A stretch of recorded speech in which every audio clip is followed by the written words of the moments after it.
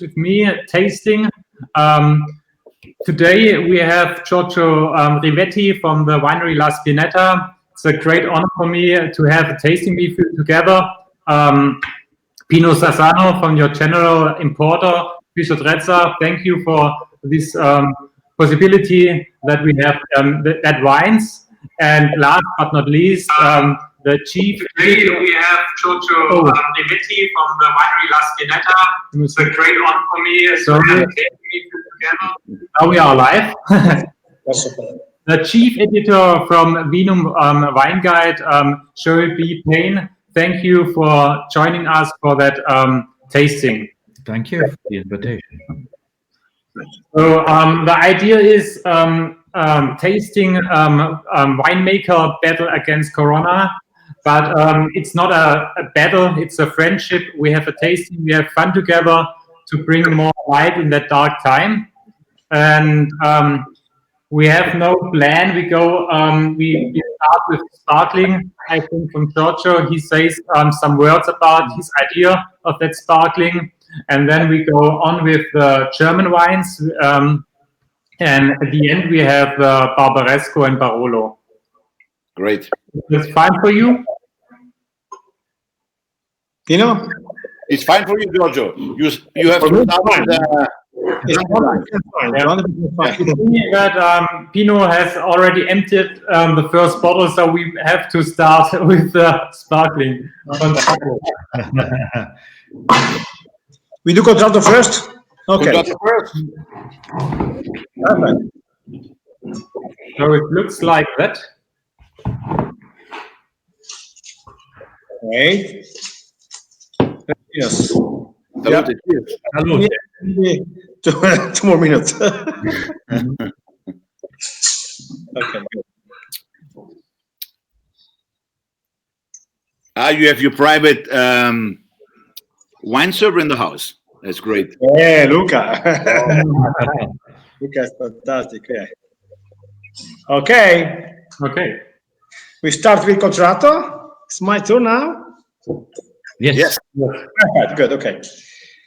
For sure. Okay. You know a lot to think about champagne, because champagne. It means metodo classico, water fermentation.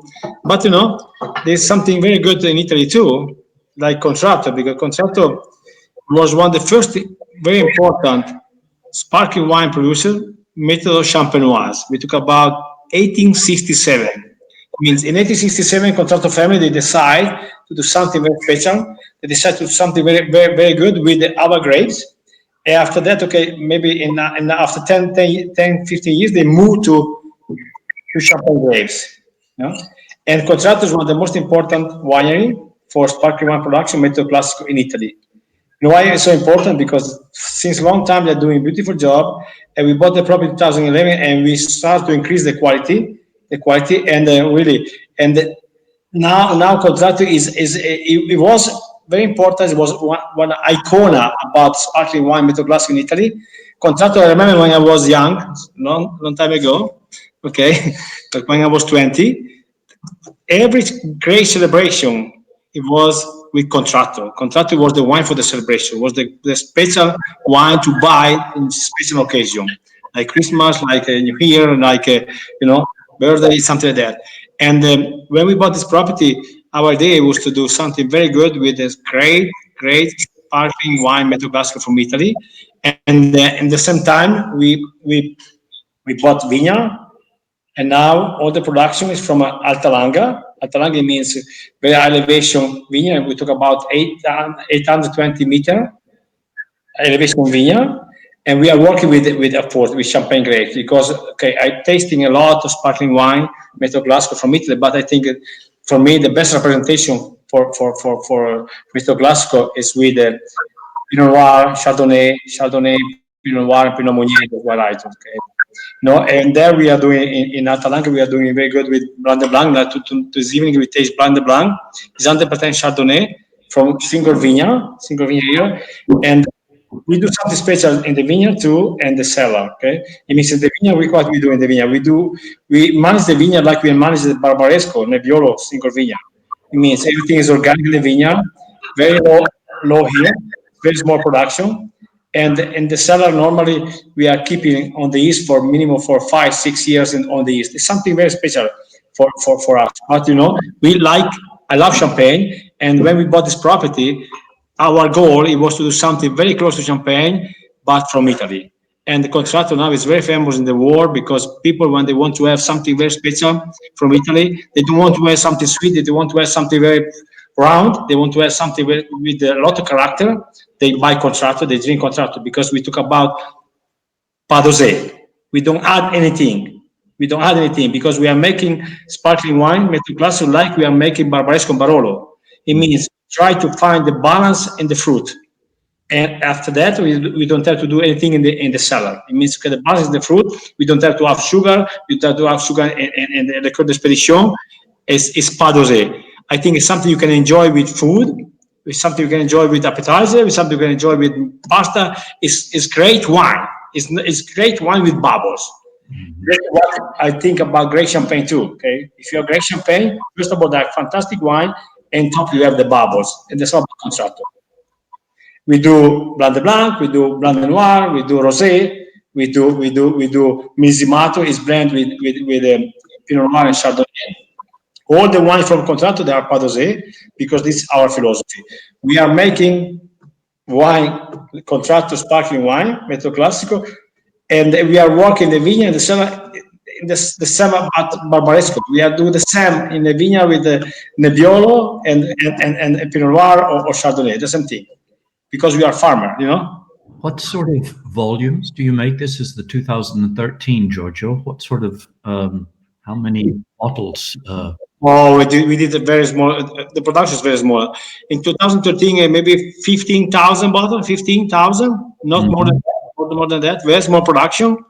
And you know, normally with the grapes like Chardonnay in France, Costa, they can produce, I don't know, 10,000 bottles per hectare. But here, like I told you before, the elevation is very high and the production is very low. We cannot do more than 5,000 bottles per hectare, not more than that. The production is very low, but the quality is very high. It has a lot of variety, complexity, longevity too. If this wine is this sparkling wine, like contractor, is something you can enjoy now, but if you want to keep it in the cellar for 10 years, it's even better. No problem at all. Yeah, the production is very small. In total, in contractor, we not more than 200,000 bottles. Okay, not more than that, and we own almost 55 hectares of vineyard. You know, this is the ratio. Yeah. You talk about not dosage. How do you handle sulfur here? Oh, the sulfur is very low. Oh yeah, everything is organic. No, it's okay. In contractor, that means we are under the limit of the sulfur for the organic thing. But you don't need if the balance is there, you don't need to add sulfur. You don't need to add anything else. Okay, no sugar, nothing, because the balance is in the fruit. You know, when you harvest the fruit, the balance is there. After that, you must be very smart and good in the cellar to follow the quality from the grapes. That's it. Well, yeah. I'm only asking that because in Champagne, it's become a debate of late, especially with the small grower Champagne, some of whom are using no sulfur whatsoever. And it's, you know, forcing some of the larger companies to rethink their products. And, you know, even some very large ones like are moving in this direction, using almost no sulfur. But okay, the sulfur, you know that, okay? Normally the grapes and during the fermentation, if you don't add any sulfur, the grapes during the fermentation they are producing sulfur. Yeah, exactly. And for me, in the sparkling thing is when you add one time a sulfur, you need at the dosage more sulfur. And when you add sulfur for sparkling, often the sparkling tastes bitter. And this is bitter, that is refreshing, this is nice. So I think you have to pick the Chardonnay grapes for that sparkling in Italy very, very early. Do you go out in August? When do you pick the grapes normally for your sparkling wine? Yeah, the good thing about our vineyard, they are very high in elevation. It means, okay, we took about 820 meter high elevation. It means we are harvesting the fruit for contractor production, and then the second week of September, like Champagne, exactly. Okay. You know what it means? Okay, because you know the growing season is very long. Okay, that's yesterday here, okay, we have 10 degrees. Can you tell us something about the 2013 vintage? We know about how it worked for Barolo and Barbaresco, but what sort of quality did you find for a sparkling wine? It was great vintage for Barolo, Barbaresco, for Sangiovese in Tuscany, and for Chardonnay or Pinot Noir for contractor production. It was fantastic vintage because 2013 was very elegant vintage. It means we harvested the fruit very late. Relatively cool, if I remember correctly. Yeah. 2013 has a lot of complexity, minerality. It's very refined. Okay, everything is soft, it's refined. It's something you can really enjoy to drink, but it's also you can keep in your cellar for a long time because it's aging very well. It was one of the most important vintage for us. Barolo and also Contratto. Yeah. Giorgio, maybe you have to tell about the story of Contratto, because Contratto is one of the so many history in this winery. Yeah. When you bought Contratto in 2011, everybody says, "Oh, one winery again, you crazy." But when we go into the history, when we understand what's all in Contratto, the people said, "Oh, Giorgio, you are not only intelligent, you are so smart." Because when Franciacorta people, that comes 100 years after Contratto, and Contratto was in England, the English family, the Queen family, the royal family. Was the supplier of a royal family. Yeah, true. Yeah, Contratto history is huge. It's fantastic because, like I said before, they started to produce sparkling wine, Metodo Classico. 1867 was the Contratto foundation. After that they become very, very important. They become the supplier of the royal family in England, and they start to do very good job. They were very smart. They did beautiful thing for the sparkling wine from Piedmont. And the sparkling wine, it was born in Piedmont, not in Franciacorta and not in Prosecco. The first great sparkling wine, Metodo Classico, was made in Piedmont. Contratto in Gancia. The history of Contratto is huge. This is why we decided to buy Contratto, because we bought this big portion of history, and after that we add our knowledge to the vineyard. It means that history is there, but it's also very important to understand what we want to do in the vineyard, and what you have to understand what's the best way to make great wine. After that, of course, we talk about bubbles. We talk about Metodo Classico. No, it's something. It's great combination. And really now it's part of UNESCO World Heritage Site. It's a monument. When the people they come to Contratto, they can see when they see the cellar, wow, it's unbelievable. But they are so excited, they are so impressed about the cellar. But when they taste the wine, they say, "Oh, okay, good. This is not museum. They do something good there." But we are just started, and I want to say something about Altalanga. Contratto wines now, they are all under Altalanga appellation, Altalanga. And trust me, in maybe not tomorrow, but maybe in 10 years, in 15 years, or maybe in 8 years, Altalanga will be the best representation of great sparkling wine, Metodo Classico, Metodo Champenoise from Italy. Because everything is perfect. The elevation of the vineyard, and the minerality. We are talking about the ground is pure, is virgin. Nobody had a vineyard before here. You can get the vines, they can get everything, the mineral, they can get everything, from the ground, and you can make fantastic wine. The elevation is very high. You can make really great. Sorry about that. Great champagne from Piemonte. I'm quite sure. I'm not sure, but I'm quite sure. Yeah.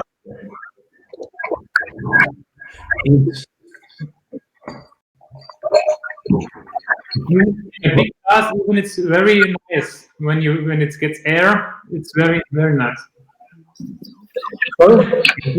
You say that you drink a fair amount of champagne as well, Giorgio. Yeah. Then you this is my problem too. Yeah. Different producers. Is there one that you would say did you have a reference? Is there a style that you particularly like in champagne that you like Contratto to I want not imitate, but make something of a same? Yeah. The first inspiration was Gliorier. Small producer. It's working more with the Pinot Noir and Pinot Meunier. You know, and I think it's fantastic representation of Pinot Noir and Pinot Meunier from Champagne. This guy is doing a fantastic job. Yeah. And you know what's happened? I know him since. Oh, finally I can see you guys. You know this since long time. And I remember maybe 20 years ago. Okay, I was tasting his wine. And I said, okay, wow, I don't know why your wines are so elegant. You are working with 100% Pinot Noir or Pinot Meunier. Normally, they are very aggressive in the beginning, no? But your wines are so elegant, so refined. It told me it's a good thing, okay? It means, it told me, if you want to make wine like this, you have to lose a lot of quantity. What it means that, okay? He said to me, this okay, now it's not private anymore. You don't have to press the fruit. Just to work with free run juice. That's what we are doing. I will tell you why. Because when you are harvesting the fruit for Pinot Noir or some other fruit for sparkling wine, you harvest the fruit when the fruit is underripe. The grape is underripe because the first one you are making is 9.5% alcohol. Yeah. Okay. It means if you think about Pinot Noir, the tannin is underripe.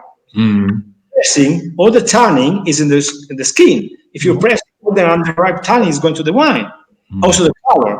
The best way to avoid this problem is just crush the fruit, put the fruit in the press for 1 hour. Don't press, just collect the juice by gravity. That's it. This is what we are doing. This is why contractor wine from Pinot Noir or from Chardonnay, they are so refined, so elegant, because we don't press. We are losing 30% of the production. Because you can go up to 75%, if you don't more than 45 to 50%. But it's the only way to make great, elegant, refined sparkling wine, Méthode Classique or champagne with Pinot Noir. This is why he really told me. Yeah. This is why it was my mentor. It was my inspiration. Yeah. One of the best mentors that the champagne in this moment has. Yes. I know so many other producers like Celos, those producers, they're fantastic too. Okay, Aubry, I love the Grover champagne. I don't like the champagne house. I like somebody is working in the vineyard, somebody is still farmer. Yeah. But the difference to your contratto, because there's no sugar inside, and you don't want to speak bad about other producers. But when you taste for example, the Franciacorta champagne, the Spumante, you have also a green harvest, and then there is a lot of sugar inside. Then the taste is totally different. And here we are nearly to the champagne style. There's a very important thing to say now, okay? If you are a great farmer, you can manage, Chardonnay or Pinot Noir for Contratto, Méthode Classique or Champenoise, production, or Nebbiolo for Barolo. Because you are able to understand and to judge the right moment to harvest the fruit when the balance is there. If the balance is there, you can make great Barolo, Barbaresco, or Barbera with balance, because the balance is in the fruit. This is the most important thing. If you harvest the fruit when the balance is not in the fruit, you have to do something something to do the kind of manipulation. But if the balance is there, it's there. Finish. Yeah, right. This big thing. This is why I like the grower champagne, because they know exactly. They are farmers. They know exactly what they have to do in the vineyard. They know exactly. They know everything about the vineyard and the variety too. Yeah, like we do with Nebbiolo, with Barbera, like you guys. The same thing. Yeah, it's so important to say that, because it's true. Yeah. It's the only way I know to make great wine. To make great fruit. If you make great fruit, if you are good in the vineyard, you can make great wine.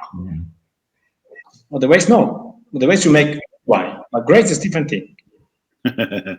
So if you make no mistakes in the cellar. Yeah. Okay, you can make the mistake in the cellar, but if you are good, smart enough, you can reduce your mistake in the cellar. If you start with under point grapes, fruit, if you are good, you can make 95-point wine. Yeah, correct. If you start with 80-point fruit, you cannot make 100-point wine, for sure. No.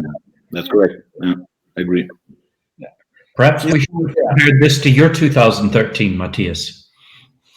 Our 2013 is now also on the market, but we have no sparkling today. But I think also we have also a sparkling. We have long time in the cellar. When I open younger vintages, you see after 4 or 5 years it begins to be interesting. So I say a good sparkling must be 6 to 7 years minimum in the cellar before décrochement. Because when they are young, the acidity is higher and there are more bitterness. When they are, if you want to make it Brut Nature as a constrato, you have to have it long time in the cellar before you make the décrochement. Yeah. Go on to the next wine, or Yes. Perfect. yeah, perfect. Il bianco adesso, c'è un bianco. Non so se Also, now we make the Pinot Blanc. Pinot Blanc, no, it's di là. Okay. Great. So maybe you know we have a very long history in our family. We make wine in Felbach since 1492, so over 550 years. We are making wine, but till 1970 we were very small. We have 3-4 hectares. And then my grandfather, Gerhard Aldinger, has the opportunity to buy a very nice vineyard slope. This is called Untertürkheimer Gips. That Untertürkheimer Gips means that's the name of the vineyard slope, and Gips is the German word for plaster. So we have here directly from the vineyard the plaster stone. We find that in the vineyard when you plant new wines. So the soil is very mineralic, and before the 70 years there was a mine because they mined that plaster stone for making a plaster for the walls. And in the 70s in Germany, a lot of wine growers around Stuttgart make their white wines and sometimes also the red wine sweet. This was the time a lot of guys sell their wine sweet. And my grandfather says all the wine from the Untertürkheimer Gips must be totally dry. And this was very important for our winery, that we have dry wines, and especially from the Untertürkheimer Gips all the time very dry wines. Pinot Blanc, we have about 10 years or 15 years now in that vineyard slope. We have two. We have that is the Premier Cru. It's very smart in the price. I say it's not the high-end Pinot Blanc. We have fermented it 50% in stainless steel and 50% in wooden barrels, 500 liter barrels. And for me, you have often two ways to make a Pinot Blanc. We have two directions also here in whole Germany. You have the traditional Pinot Blanc style, sometimes in big wooden barrel or in stainless steel tanks. They like to harvest later to get full power, full mandarin wines, and our thing is to make it more elegant.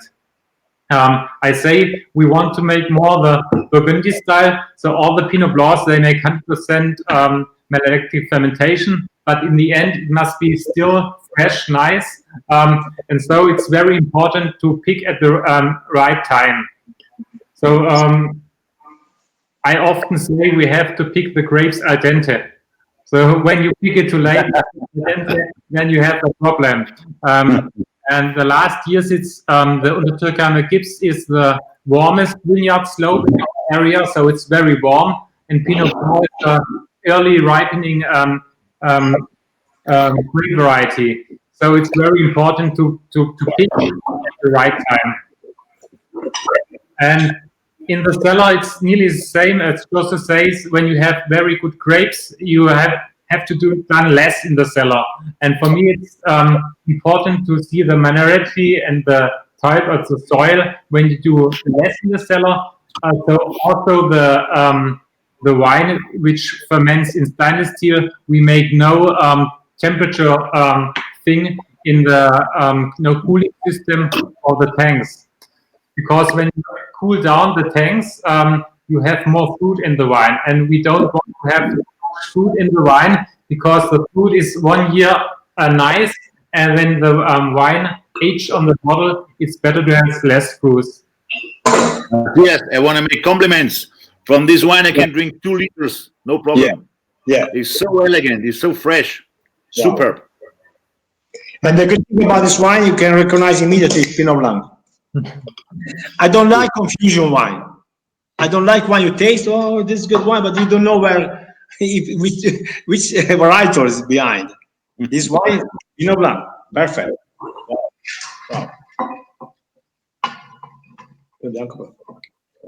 Joel, ich höre dich nicht. Hast du dein Mikrofon ausgemacht? Now, why do you think it's just interesting for me? Because I've always preferred Pinot Blanc to Pinot Gris. And I have not quite understood why internationally, in particular, Pinot Grigio has become so popular. When I speak with producers in Italy, they all tell me we drink our Pinot Blanc, and we sell our Pinot Gris.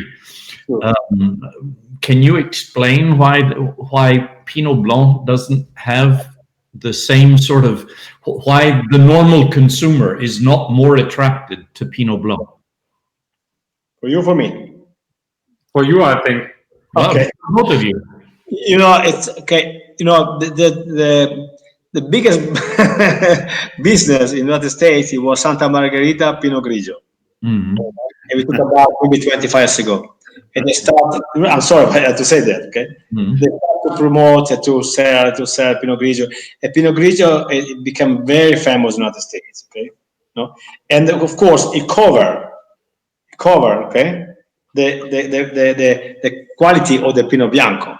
I agree with you. Normally in Italy, people say, oh, Pinot Grigio, because Santa Margherita. Yeah, Santa Margherita is the biggest producer, Pinot Grigio producer in the world. Think about that. They sell a lot of wine.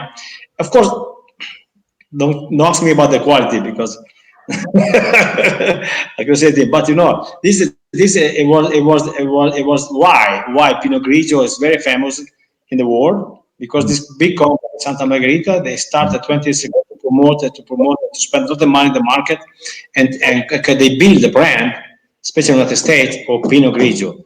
In Germany, we have the same problem. Yeah. One guy said to me, "You know what means PG? It not means Pinot Grigio. It means Per Germania, for Germany."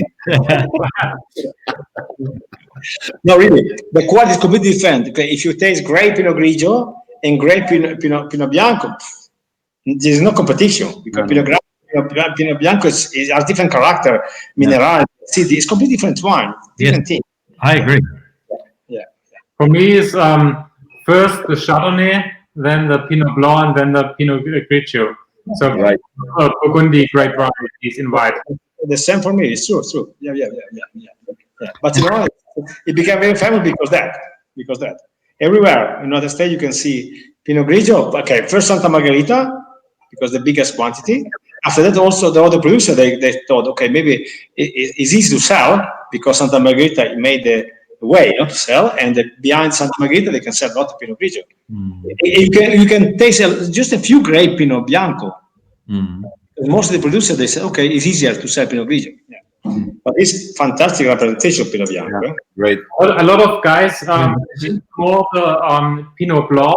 So they go away from Riesling because they say Riesling is higher acidity, and Pinot Blanc and Chardonnay they love more. So we see the directions goes more into the Pinot Blanc Chardonnay direction than a little bit away from the Riesling.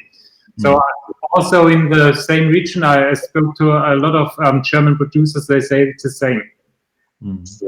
Yeah, what's interesting, where I live in the southern Pfalz, you know, you can make a Pinot Blanc as a Grand Cru, but not a Pinot Gris. And so it's very clear here, Pinot is considered the better of the two grape varieties. And then I agree with you basically with Chardonnay, but I think there's a future for Pinot Blanc as being the grape that doesn't necessarily have to spend so much time in wood, especially in new wood. I think there's a different, or if I see what here my neighbors, Hans-Jörg Greipholz or Karl-Heinz Werheim are doing, their Chardonnays are a little bit more, more oaked, and their Pinot Blancs are more pure and about the fruit. And I think that's something that is also, it's a message that you can explain to the clientele and make it something that they understand and when to drink which wine. Yeah. We have the same in Italy with Terlan, what makes the best Pinot Bianco in Italy. Yeah. And the great selection of Terlan, they're only in steel tanks, but with their own yeast. No barrel, nothing. And the wines are going on. But the good thing about this Pinot Bianco, you can get this complexity, this minerality, this shoulder with 12% alcohol. 12. True. Think about that, okay?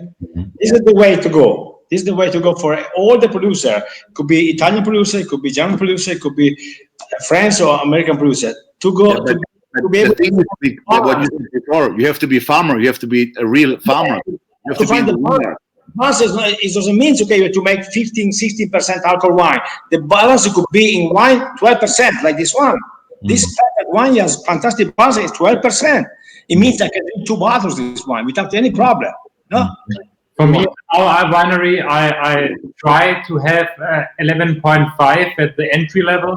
So in Premier Cruise, I have 12 for the white wines and 12.5 at the Grand Cru in the whites. So that's all. And also for the red wine, the Pinot Noir should be not more than 12.5, maybe 13. And also the Limburger. 6 years ago, we had 14, 14.5, and now we are back to 13, even in the warm years. So we have to do different treatments. So 10 years ago, we make a lot of in the grape area, grape zone, we make leaf removal things that you have more sun on the grapes because we are a cool climate area. So, but now the thing has changed. We have more leaves on the grapes, that we have more shadow. So we have lower sugar, but more important, we have higher acidities.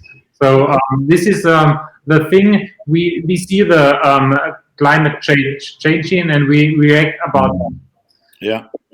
So a friend in South Africa told me when you go in the vineyard, you don't have to see the grapes. Just when you go on the bottom, you can see them. So the leaves must be over the grapes. Yeah. For us in Piedmont, to avoid this problem, because now the global warming is very strong, we can go up high. No, it means okay.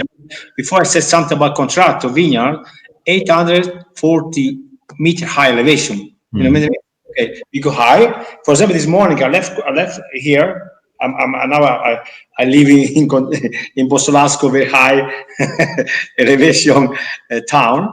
Okay, the 12 degree. I went down. It was 18.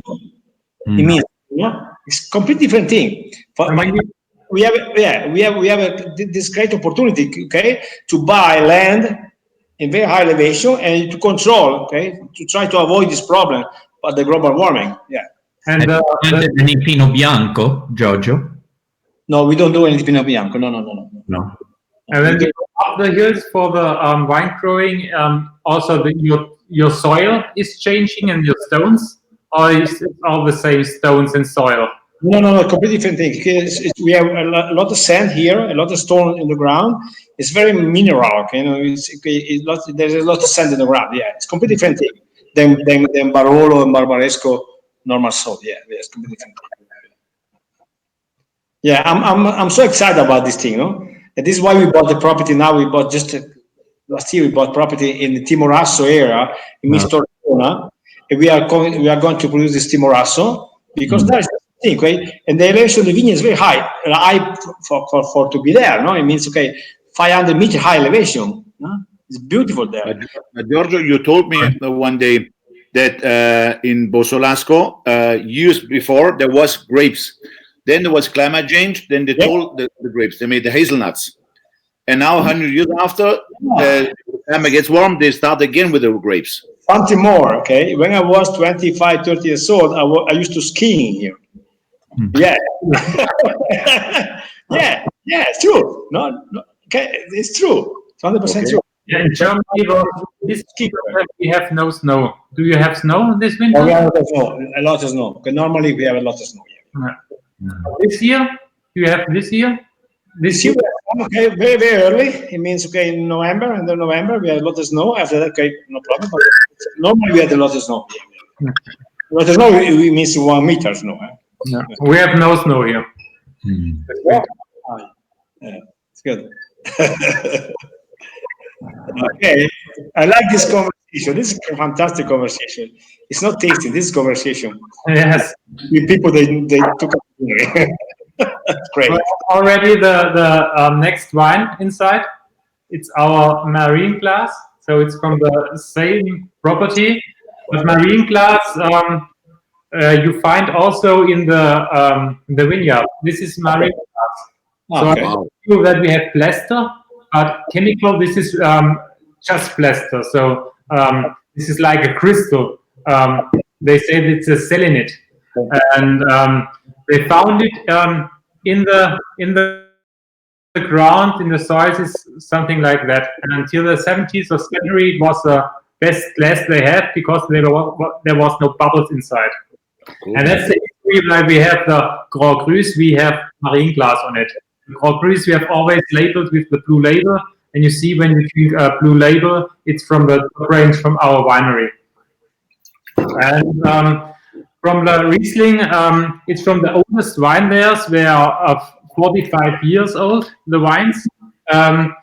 We pick, and in our soils are more heavy than in the rest of Germany. So since 10 years in our wine production, we make for the Riesling whole bunch pressing. So nearly the same as for the sparkling. The last years, I sometimes begin a little bit to crunch the berries so that a little bit juice comes out, that you have a little bit more tannins because it's better for aging. And then after the pressing, the juice runs directly in the big casts, Doppelstückfass. We call that, it's from German wood, and also from a German producer. So the Riesling, which we make in wood, it's in German wood. The Pinot Blanc Chardonnay, we have barrels from France.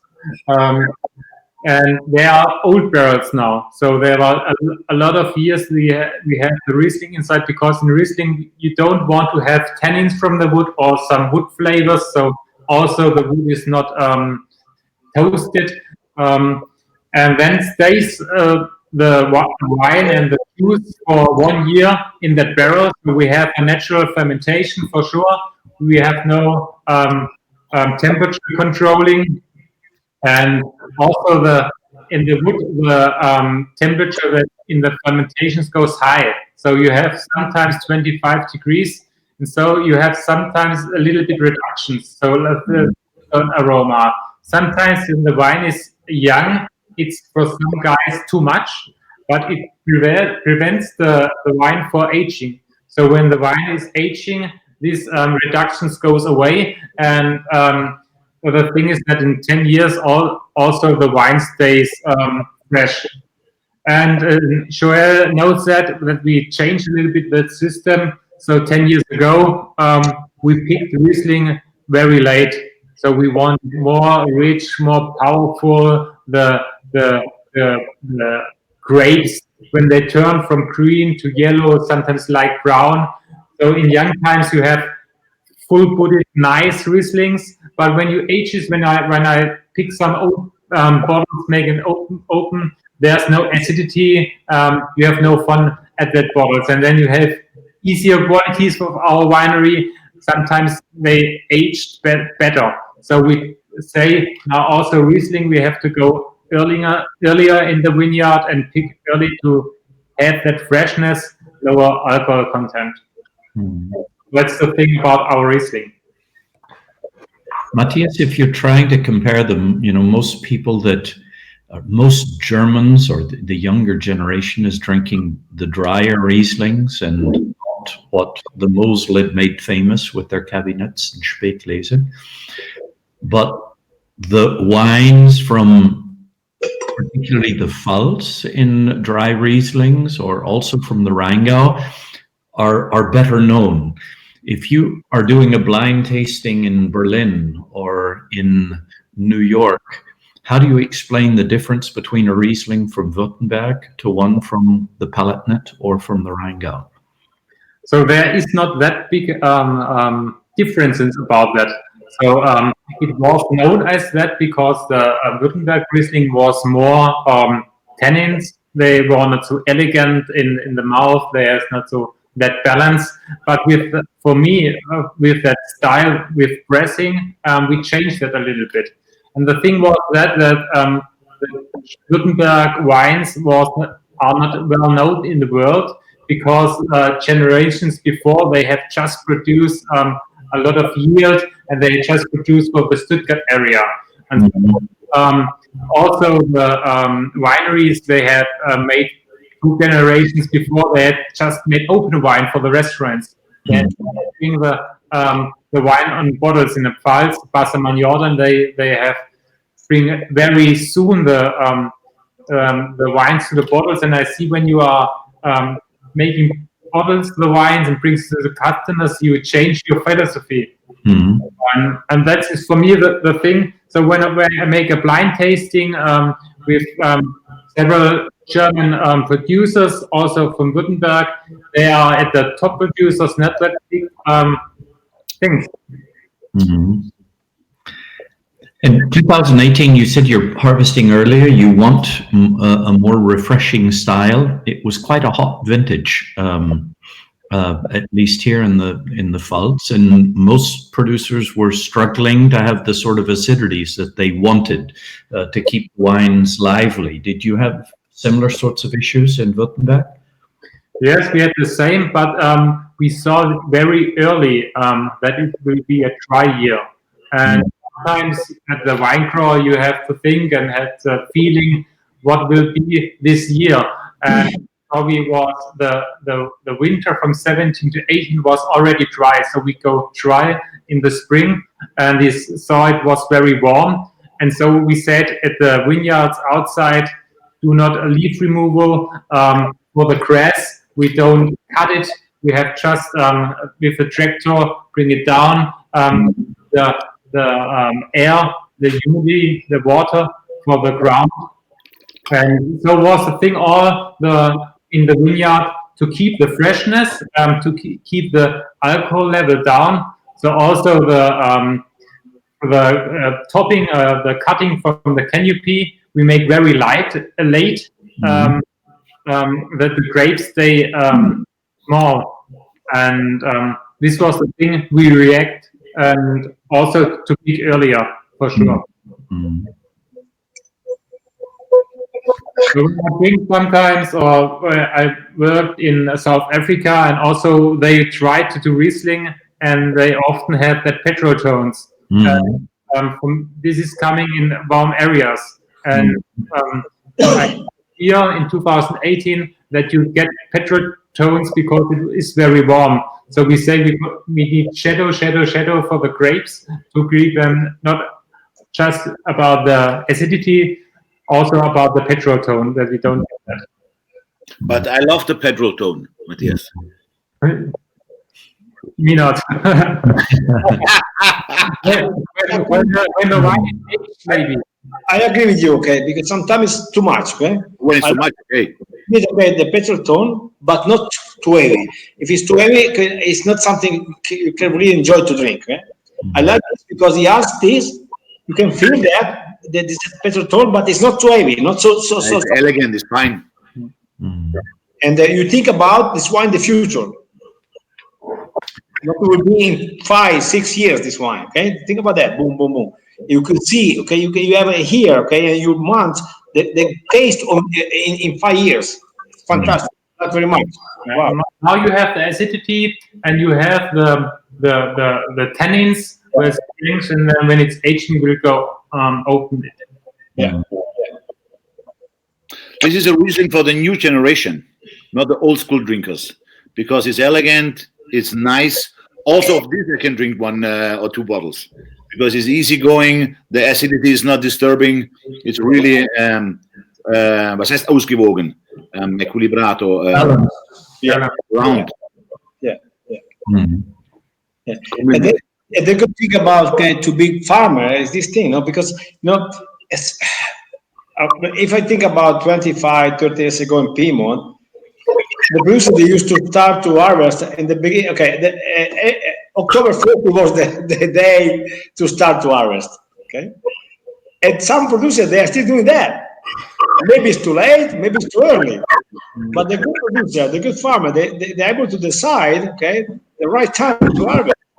It means, okay, if the fruit is ripe in the 22nd of September, I'm harvesting 22nd of September. If the fruit is not ripe in the 1st of October, I can harvest in the second week of October. It's very important to be able to do that because, the season, they change a lot. Okay, the global warming changes a lot. It's very important for us to be able to decide. Yeah. I want to maintain this acidity. I have to harvest 1 week before. You have to be dynamic. Yeah. Do you think there will be then, Matthias? Will people, because Riesling tends to be harvested later than other varieties and has more acidity? Do you think there will be more Riesling planted in Württemberg in the future? Yeah, so the Riesling is already the most planted white grape variety. Yeah, I know. Normally, the Riesling gets late ripe, and so at the time when the Riesling is getting ripe, normally the temperature is very low. So you don't have these things like with the Pinot Blanc or Chardonnay that you have decide if you have to harvest from one day to another. So when there is 1 week, it's not the big time. So you have more time. It's getting ripe and you have higher acidity. This is a nice thing. But when you wait till November, like we did that, so that's not that's the other thing. Mm-hmm. But we see that in Württemberg they are more and more going to the Pinot side, Pinot Blanc, Pinot Gris, and some have Sauvignon Blanc also. So my father in the 90s he started to plant a lot of Sauvignon Blanc, Merlot, and Cabernet Sauvignon to show that we can other things as easy light red wine. Mm-hmm. And me and my brother's sides, we say we have to focus more for the traditional grape varieties from our region. And also in the red wine, for us is our Lemberger, the flagship of the red wines for us, and the Pinot Noir. So this is the varieties. In Württemberg, we have a lot of different grape varieties, and we want to make it smaller, but it takes time to bring your winery in a focus that you have in the whites. You have more Pinot Blanc, Chardonnay, and less Riesling, and for the reds you have the Pinot Noir and the Lemberger. So that's the thing we want to go. And also the Sauvignon Blanc will stay, but we don't want to plant new Sauvignon Blancs. Can I say something about Lemberger? It's the next wine we should be tasting. It's not a great variety that people, even in Germany, know very well.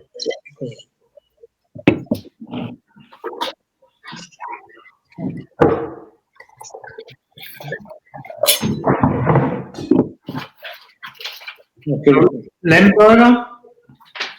Now we have our vineyard slope is another called vineyard slope, Felberer Lemmler. Now there is no plaster in the soil. We have that marl.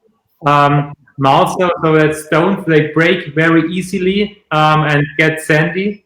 And this nice thing at the vineyard slope is that it's southwest slope, so it's a very warm vintage vineyard. But at the top of the hill, you have a big forest. So in the night, there comes cold air down the hill. So in the night, the grapes can cool down. And this is differences about day temperature, night temperature is very important for that Lemberger. Lemberger, a great variety. You know more know that as Blaufränkisch in Austria or Cape Francos, but in Württemberg it's a tradition about 300 years that we have that Lemberger grape. And also mistakes of generations before, they mix it with our Trollinger and we make that sweet and very thin with less tannins. And so the name Lemberg is not well known and it's not famous in the rest of Germany. But there's now the last 10 years changing. Yeah, I say it's the red wine in Germany. You have normally just the Pinot Noir. The other grape varieties, Merlot, Cabernet Sauvignon, international grape varieties. And Lemberger, for me, as a traditional grape variety, has also the dark color, the tannins, like Merlot or Cabernet Sauvignon. And the Pinot Noir, for me, is a different style of red wine. It's more elegant. So I say for Lemberger in Germany and Württemberg, I see a big future. And also here was the same as at the Riesling. 10 years ago, we picked it very late. We wanted massive. We want very, very ripe, sometimes overripe fruit and high alcohol levels. And now we begin to change to pick it later, like a Pinot Noir earlier, to have lower alcohol content and nicer acidity. We also know that when we drink older wines from our cellar, and we saw the unripe years as 2008, 13, 14, sometimes they are very nice, or 2010 was very nice. But when we're at harvest time, we thought it's a bad year because it was too cold. But in the end, you see when the acidity is higher and the alcohol content is lower, it's more elegance in the wine and it will age better. And so we saw also in the warm years and normal average years, we have to pick also the Lemberger at the right time.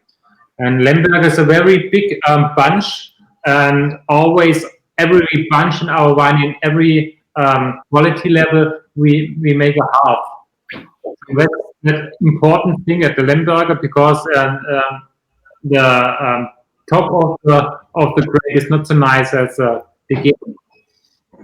And for the fermentation, with wine is to 100% fermentation in wooden fermenter, and also we stem just about 60%. So 40% we have whole bunches in the fermentation. So sometimes in warmer, more heavier years, we make more than 50% whole bunches, and then you get more elegance for the Lemberger. You have not that power, but you have more elegance. And after that, it takes 18 months in barrique barrels, about 60% new barrels. We have that. So there is a direction to have not too much oak or new oak at the wines, but I like new oak when you have very good producers, so that you don't have too much oak on the wine, but it will age very good when you have 50%, 60% new oak for that wine. Mm-hmm. Also for aging is that very good. It's unbelievable. Mm-hmm. The balance is there, okay? And you don't feel this kind of oak. It's perfect. Mm-hmm. Wow. Yeah. It's very unique. Thank you. This is something very unique. I'm so impressed about this one, because you can taste so many other wines, no? Pinot Noir, but no, this is something unique and something very, very, oh, wow, authentic. Thank you. Wow. It's not only authentic, but you can serve this wine in all around the world, because it's fine, it's nice, it's fruity, it's a nice oak. Yeah. It's really, you can do only the compliments to you. It's really super. But it's also something I can understand that, somebody from Piedmont like Giorgio can understand this wine. I've noticed in tastings, but I remember, I've always been a great fan of Nebbiolo, but when I put them 25 years ago in a blind tasting, most people were not so impressed. And I even see this today. This style of a red wine that has both acidity and tannins demands a little bit more understanding. I would even say, you almost have to love it. It's love it or leave it. Yeah. It's not something that the average person in the bar is going to order for a second class. I particularly like it. Yeah. No, that's true. What about the Nebbiolo, from which both do you speak? Sorry? Joel. What? From what do you speak? From the Limburger or for the Nebbiolo? From your Limburger. From Limburger. Okay. Yeah. Yeah. I'm not saying that they're not similar, because the tannins in Nebbiolo are much finer. Mm-hmm. The tannins in Limburger or Braufränkisch are a little bit more richer, a little bit more powerful. There is some similarity in style, but I know it's taken a long time for the producers of Piedmont to be understood outside of their own region of production. 30 years ago, that was not necessarily the case. And so perhaps we'll see that. And I've noticed when I've tasted with your father older vintages, especially the cooler ones, it's a wine that for many people improves a lot with time. And if we were looking at a 2013 or a 2012 or a 2010 today, we might think about that differently. Yeah, I agree with you, because I think now I talk about Piedmont, no? Yeah. The producers they change a lot in the vineyard, because 15, 20 years ago there was big problem about modern producer, traditional producer, this and that. Everything it was about barrique, but it was not the point. Yeah. The good producers change a lot in the vineyard. Mm-hmm. Best fruit in the vineyard, and they harvested the fruit when the fruit was ripe, 100% ripe, not overripe, not underripe. Mm-hmm. This is why you can taste Barbaresco and Barolo 2016 or 2015, and you can feel something very important. You can feel something you can keep in the cellar for 20, 30 years, but you can feel something enjoyable now. Mm-hmm. I agree with you. 25, 30 years ago, it was almost impossible to taste, to drink, to enjoy young Barbaresco, young Barolo, because it was so aggressive. The taste was so green. Yeah. Okay. There was dry, there was ugly wine. Yeah. I will eat something else. But right now, after this changing in the vineyard, most of the producers, they do different things in the vineyard. And now, you can taste also young Barbaresco, young Barolo, as they are enjoyable. Mm. You feel something very strong, something you can age in the cellar for a long time. But with food, you can enjoy now. Yes. This is a big changing. It's not in the cellar. The big changing was in the vineyard. Right. Yeah. But I think something that has helped you is that there's been, there are a large number of producers who've moved down this road. Matthias is one of a handful in Württemberg that is starting to make Limburger in a style that people actually enjoy. Even in Austria, you were talking about Blaufränkisch. 20 years ago, it did not have much of a reputation. Today it does. And probably you need in Württemberg a larger number of people working with the same sort of vision to sort of, a renaissance of an old variety. Yeah. Also because I think that now the consumer, they are tired about the global taste, the global wine. Okay? They want to have something different from the different regions. Okay.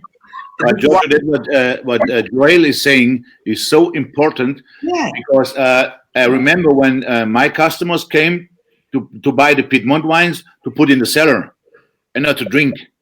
And now they come and they drink. They buy your wines, they drink, they call me, great, can I have again? And also this wine from Matthias is great. This is the future. This is the future. Okay. And that's it. That's it. Something enjoyable, something nice, but they want something. They can recognize the region. Mm-hmm. Yeah, right, of course, very important. Otherwise, I don't like the wine confusion wine, because there's so many confusion wine. It's not good, but you don't know where it's from, where it's come from. Okay, it could be from Piedmont, could be from Tosca, but that's not. Then tell us something about Nebbiolo, Giorgio. Yes. Oh, thank you. I like the Nebbiolo very much. Matthias, compliment for this wine, eh? Thank you. Very good. Really. Yeah. Oh yeah. Now we go to taste. Nebbiolo. Before we were talking about something unique. Nebbiolo is unique from Piemonte. We try to work with Nebbiolo varieties of so many different countries. Okay.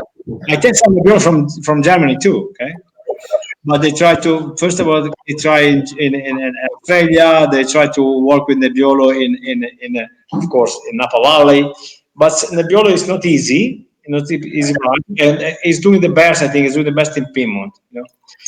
It's very, very hard. It's not easy in the vineyard to manage Nebbiolo because it's very vigorous.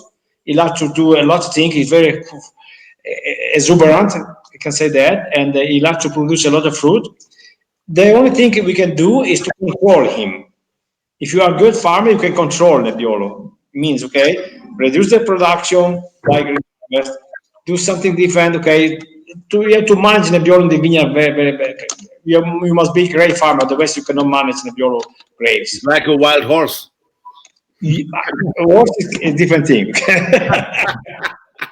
It's something, but it's not so important. The most important thing is to be okay. To be with Nebbiolo. It's not easy. And the good thing about Nebbiolo, okay, from Nebbiolo you can have the fantastic wine, Barbaresco, Barolo, or Roero. Those wines that shown something very unique. And like I said before, in the last 20 years, now you can taste young Nebbiolo, you can taste young Barbaresco or Barolo. They are not approachable, but you can understand from the beginning. You can understand the character, but you can enjoy with food. You can enjoy. For sure, it's food wine. Okay, it's not wine for tasting. This wine, Nebbiolo, Barbaresco, Barolo, are not wine for tasting. They are wine for food. And if you are a good seller, you can keep it in the cellar for a long, long time. I'm so happy. I'm so lucky because I'm working with this variety. I think in the world there are so many beautiful varieties, but for sure, okay, in the white wine, you can see, okay, you can take Riesling for sure, and Chardonnay, and Sauvignon, and something like that. The red wines, of course, Pinot Noir. Pinot Noir is very famous, Merlot or Tempranillo, and Nebbiolo is one of those on the top 10 varieties in the world. Yeah, and really, I'm so impressed because in Piedmont, think about that. 99% of the Barbaresco Barolo producers are still farmers. It means they still understand what it means Nebbiolo. They know exactly what they have to do in the vineyard. They know exactly what they do in the cellar. They try to manage Nebbiolo. They try to give great expression on Nebbiolo. And the good thing about Nebbiolo is also this one, no? You have a Nebbiolo here, Galina Vigna, and Nebbiolo.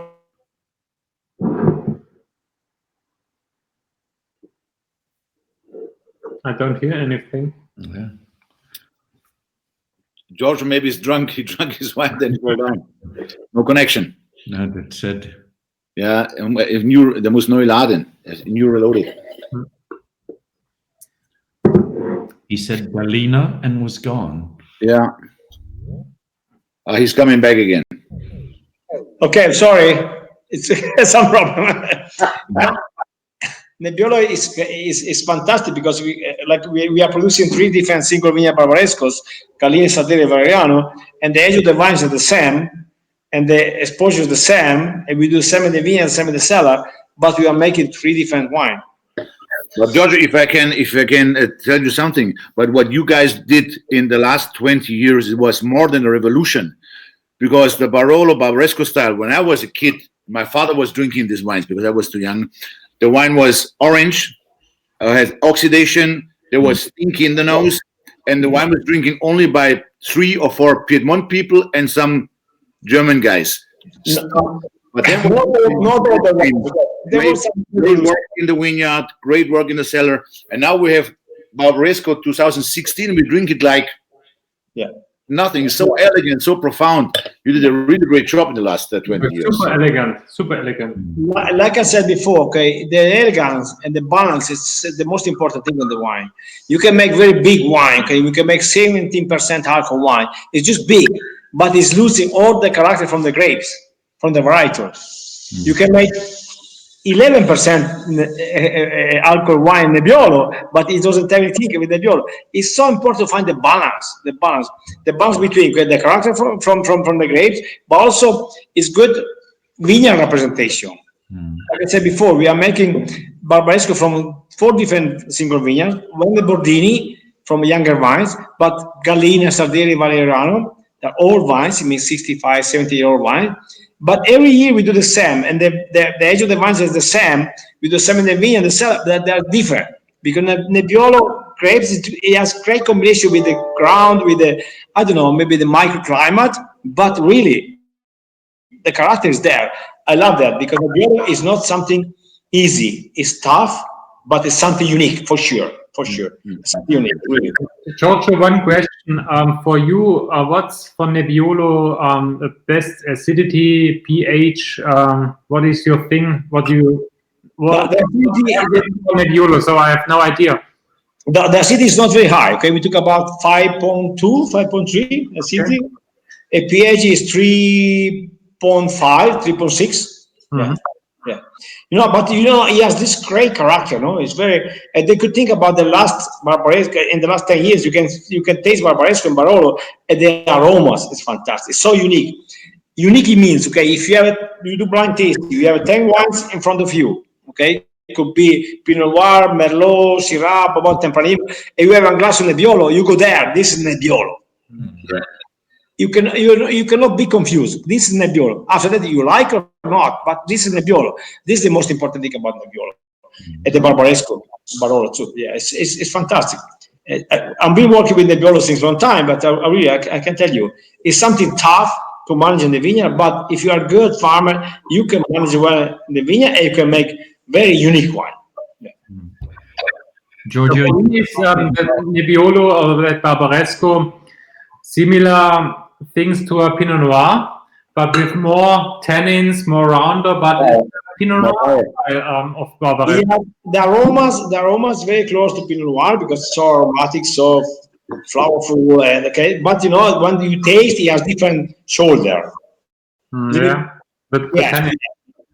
Especially if you think about food. Nebbiolo, Barbaresco, Barolo, they are great food wine. Yeah. Think about this glass of wine with food. You need something important, but you can manage that. Yeah. I'm so proud about that. I'm so proud because this was fantastic revolution in Piedmont. And now really, 25 years ago, okay, it was easy for you to spend 1 week in Piedmont and in Alba, in Lange, and to visit all the producers, Barbaresco, Barolo producers, the top. Now, right now, if you want to visit all that great Barbaresco, Barolo producer, you have to spend 2 months here. It means so many great producers. I'm so proud about that because 99% of the producers do a really beautiful job. And before I was talking about organic way, no? Bio. Really, 95% of the producers here, they are farming in organic way. They are good, they are very good. I'm so proud. Tonight I'm here with you guys, but maybe tomorrow it could be another Barbaresco Barolo producer. It will be the same because we are working all the same, all together. You're too good, Giorgio. You're too good. You're too gentle. Nice. And biodynamics in Piedmont? Try me. No? Okay, trust me. Okay, it's good. Okay, it's like this. It's like this. Biodynamics. Yeah. Is biodynamics an issue in Piedmont today? No, it's not issue. But this is my opinion about that. Okay. When we talk about organic or bio, is something I can understand. It means, okay, we don't use any pesticide, any herbicide. We do the vineyard. We don't use any chemical, fertilize. Biodynamic is something, for me, esoteric. It means, okay, no? It's something, maybe I don't understand that, but for sure I cannot say it's good, it's not, because I don't understand. For me, it's so important to be able to manage my vineyard, to work in the vineyard in this way. Okay, first of all, I don't want to use anything bad. sulfur and copper, and no herbicide. After that, okay, I don't know if I want to dance in the vineyard and full moon. No, I'm sorry about that. Okay, I don't get me wrong. Okay, I don't know. But you're right. Yeah, I'm not able to understand that. Maybe I'm a little bit behind that. Maybe in 20 years I will move to biodynamic. No, I cannot judge that. I just know. Okay, we can do very good job to respect the environment. For us to respect the environment is to do everything in an organic way. Yeah, and we are doing this since a long time. And my father is start to do this. I talk about maybe 45 years ago. And all the producers they would say it's crazy. Yeah, it was crazy, my father, but it was not too crazy.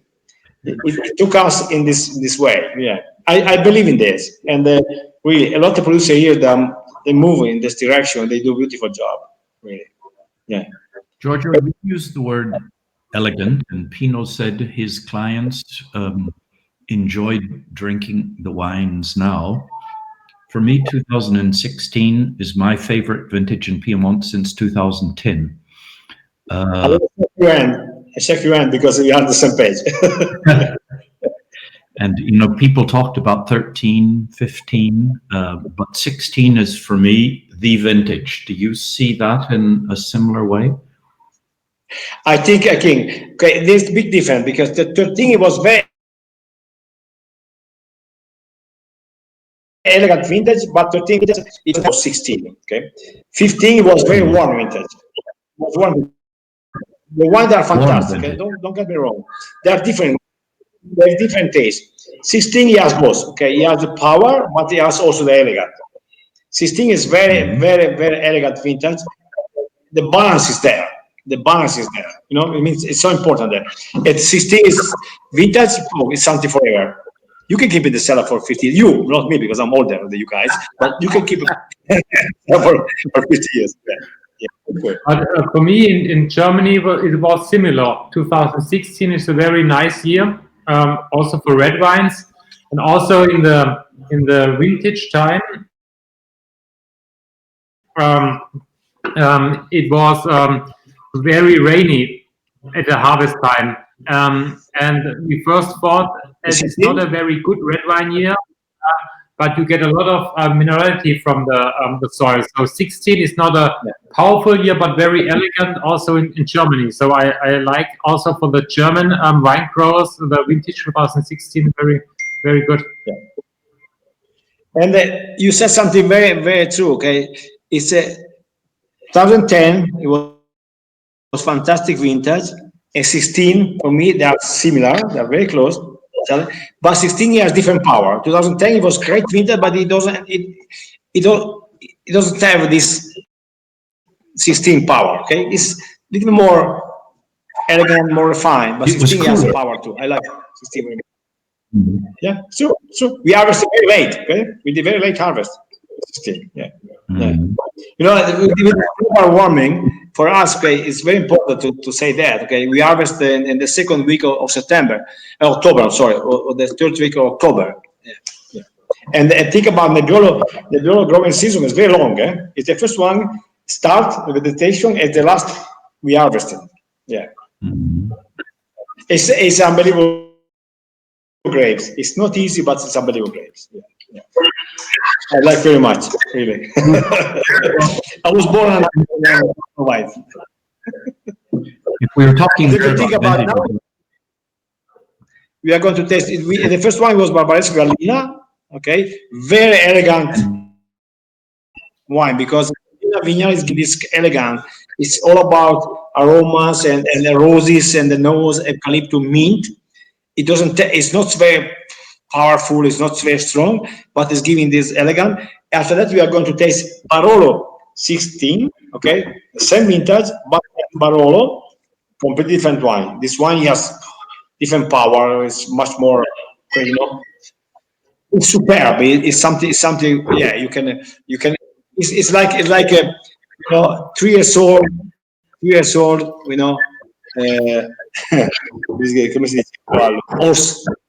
Horse. Yeah. A bear in English. Yeah. And this is the great thing about the Nebbiolo, okay? You taste made by me or by my son, okay? The same seller, Galina is tasting like this, and Campari is tasting completely different. Yes.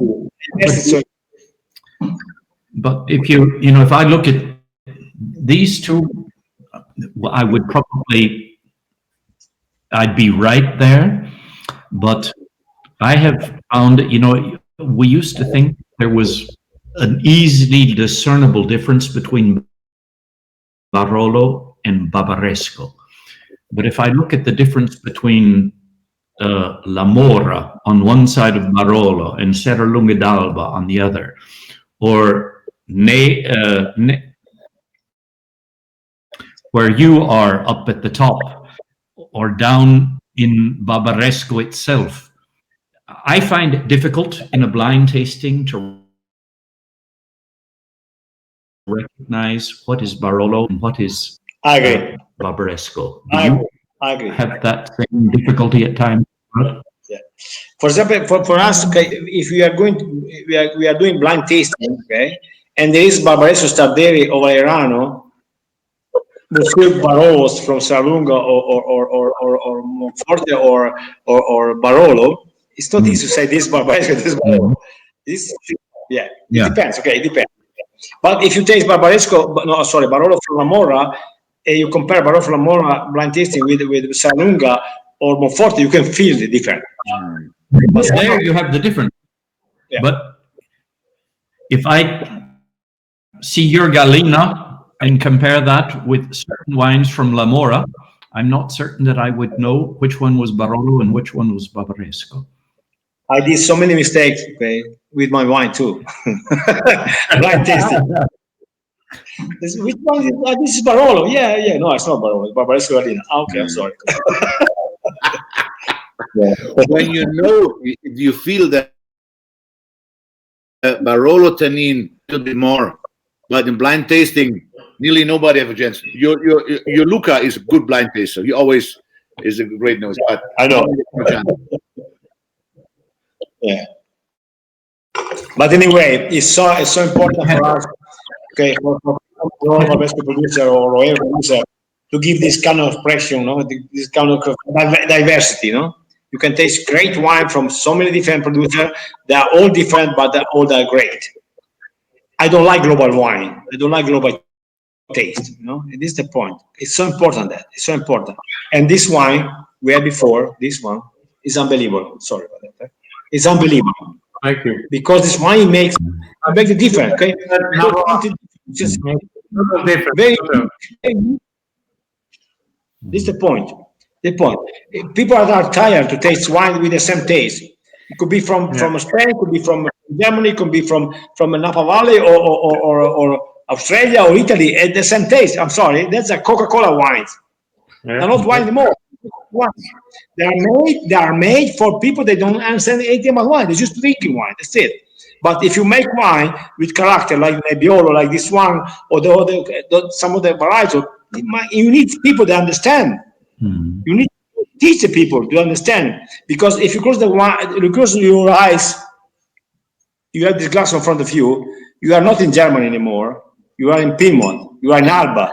Right. This is the point. If you have great Pinot Noir, beautiful Gévaudan Bertin from Burgundy, you are in Rome or Piedmont. You taste this wine. You are not here. You are there.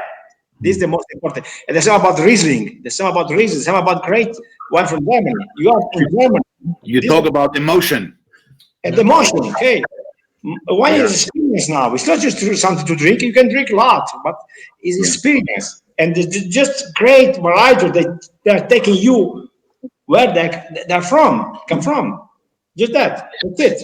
Friends give me in December blind tasting in my house the 2004 Barolo. No, it was the 96 Barbaresco Galina. It was nearly to start to cry because I know it's your wine. You was in front of me in the mind and said, this is a Rivetti, this is Giorgio. But now the thing was, which vineyard is it? But it's like you said, it brought me to you. Yeah, so important. So important. Because otherwise, okay, you are drinking, but what does it mean to drink? It means nothing. To drink something is taking you where come from. Yeah, Where this yeah, come right, from. right. Yeah. I love it. Because it's combination, no? If you think about Nebbiolo, you think about truffle, white truffle. You think about agnolotti, you think about Barolo. You think about this. You think about to spend 1 week in Alba, to go around to smell the truffle, white truffle around. It's fantastic. Yeah. Producer too. Yeah. This is what I think about wine. For me, the wine is so important because there, not just something liquid. No? You were talking about global warming. Are you planting any Nebbiolo in Alta Langa, or have you purchased something in Gattinara or something like this to? That is something. Okay, we are thinking about that. Yeah, but in Alta Langa, I think the air is a little bit too high for 840 meters too high for Nebbiolo. Yeah, for Nebbiolo, if you want to make Nebbiolo like Langa Nebbiolo or something like that, because there is not appellation here. Gattinara could be something very interesting. And I think this could be another good idea for Nebbiolo. Yeah, because now the global warming here could be, I don't know. Of course, think about 200 meter high elevation vineyard is one thing, but you just think about where Monforte or Campe or Galina, or you talk about 300 or 350 high elevation meter. Okay, this. But I think the North Piedmont could be good option. Yeah. And they do good there. Huh? They do very good there. Huh? They do very good. If you want me to be honest with you guys? Yes. No, please come on. Don't tell the truth. I think they can do very good thing there, but it's to reach Barbaresco or Barolo quality, and complexity, and minerality, and longevity is not easy. Sorry, it's not easy. They are fantastic wine, but you are always missing something. Don't get me wrong, okay? So far. No, it's like the same that we have with the Inferno, and all these other wines that we have, the Grumello and like this. The Nebbiolo is great. Good is everywhere, but great is in Barbaresco and Barolo. That's the difference. Another question for your winery: what's the most important market? Where do you sell the wines? A lot of things. Wines go to Germany, or beside Italy, our first market is United States, and the second market is Germany. Yeah, really. So we see in Germany, for our winery, we have nearly about 60% white and 40 red wine. And the guys, they want more the last 3-5 years more the white wine. So we see the red wine market is going a little bit back. It's the same. Do you feel the same in your winery? For us, this is the trend. But for us, we talk about Barbaresco and Barolo. We still sell a lot of this Barbaresco and Barolo. For sure, people now they want to have more light wine. It needs they are going to white wine. For example, we do very good with the rosé from Tuscany or Vermentino from Tuscany. No, but when you talk about Piedmont, you talk about reds normally. Besides Moscato, I also think that the red is coming back again. Yeah, we are still selling a lot of Barbaresco and Barolo. A lot because not for us because the production is very small actually. Galina 6,000 bottles. We don't talk about 200,000 bottles. Yes, you ask Giorgio who is the best client in this moment. It's Giorgio himself. In Corona times, he drinks so much of his wines. He's the best client. But but this is the trend everywhere. Okay, people they drinking more white wine or rosé or sparkling wine, Meto Classico than red wine. Yeah. In Europe, they have some have big cask, big barrels, and some use barrique barrels. What are your style? We are working in Tuscany. We are working with big barrels. It means 10,000 liter barrels. Cask. But in Piedmont, we are still working with small barrels. Okay. The first thing we stopped to work with 100% new oak in 2004. Mhm. But before, okay, it was 100% new oak, and after that, okay, now we are into 35-40% new oak, and the rest, okay, 1 year, 2 years old. Yeah. Okay. Yeah. But because Nebbiolo, you know, when you taste this Barbaresco Barolo, you don't feel oak. Because Nebbiolo, it has very strong character. Okay, you can use oak just to make this wine with more balance, no? Yeah. Give balance in this wine, no? And that's it. For sure, in 3-4 years, the oak tone is disappear. No problem. Yeah. Yeah, sometimes when you have heavy, strong wines, in new oak they get rounder than in used oak, and you don't have the oak flavor on the wine. That's the most. Yeah. Because it's very strong in a complexity in aromas. It's covered, you know. The oak tone, you can feel something a little more approachable, more round, but you don't feel oak. Yeah. I don't want to feel oak in my wine. Sometimes I think in new oak the oxidation is better than in used oak. So the oxidation of the wine. Yeah, true. Matthias, I can tell you something. When I started to get in friendship with Giorgio, now he's for me like a father, like a big brother. He told me, I'm the traditionalist from tomorrow. And he's doing only the new barrel. And when the wine is young, you feel the new barrel. But when the wine gets older, 5, 6, 7 years, after 10 years, the new barrel is gone. You smell only the grape, and the Nebbiolo grape comes up. You don't feel new barrel, old barrel, also the traditional. Yeah. The Nebbiolo, the grape is so important that comes out of the barrel. So when you have the new oak in the new wines, maybe a little bit disturbing. Maybe there comes the guys, oh, it's not traditional. It doesn't matter, because when the wine getting in his time, you don't feel the oak when he work like Giorgio does. You don't feel the vanilla and all this. You feel only the Nebbiolo.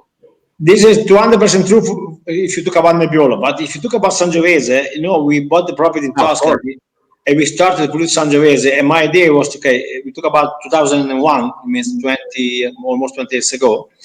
And my idea is, okay, we can do the Semi de Vigna, of course. We did the Semi de Vigna. We managed the Sangiovese Vigna like we manage now. We managed in that time at the Nebbiolo. I thought, okay, I can do the Semi in the cellar, but it was a big mistake. Because Sangiovese, if you put 100% new oak in Sangiovese, you make oaky wine. That's it, nothing else. It's losing all the character for me, and this is my experience. I'm sorry, maybe I'm wrong. But, you know, it's losing all the character from the grapes, all the aromas from the grapes, all the mineral, nothing. You make oaky wine. This is why in Tuscany we decide to stop with new oak, and we are working with big cask, okay, means 10,000 liter, because it was, I made in 2001, it was great wine, it's good now, but in the times, oh my God, it was so oaky. You talk on this because you have respect to the grape and to the terroir. Yeah, true.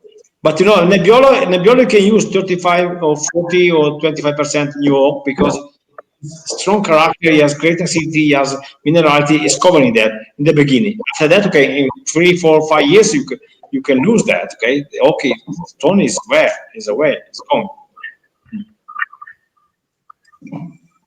Salute, guys. Cheers. So very interesting. Thank you for that. It's Salute. a lot of fun and very interesting for me. Wow. Thank you for the great opportunity to spend time with you guys, because it's fantastic. We talk about wine, okay? Okay, it was nothing different. It's just about wine, about this, about the Riesling, about the Pinot Bianco, about the sparkling wine, about Nebbiolo. This is great. Yeah, great. Yeah. And, you started this. Why don't you say the last word?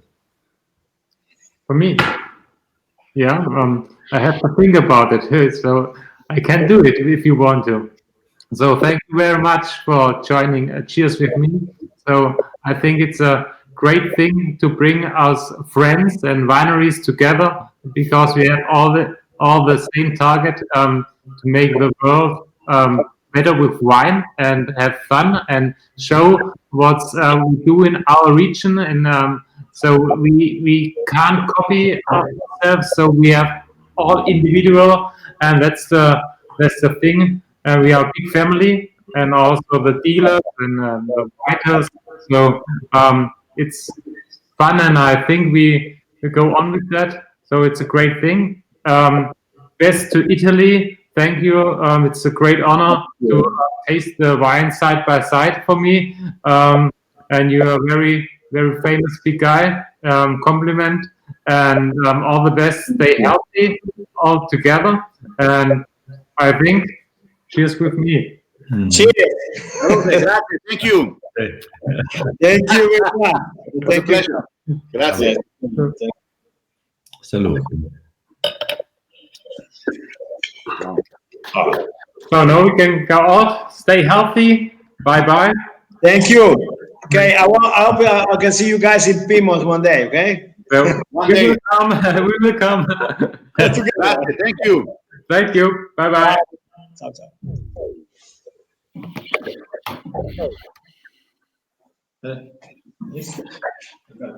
Va bene? Bello perché va bene, tranquilla.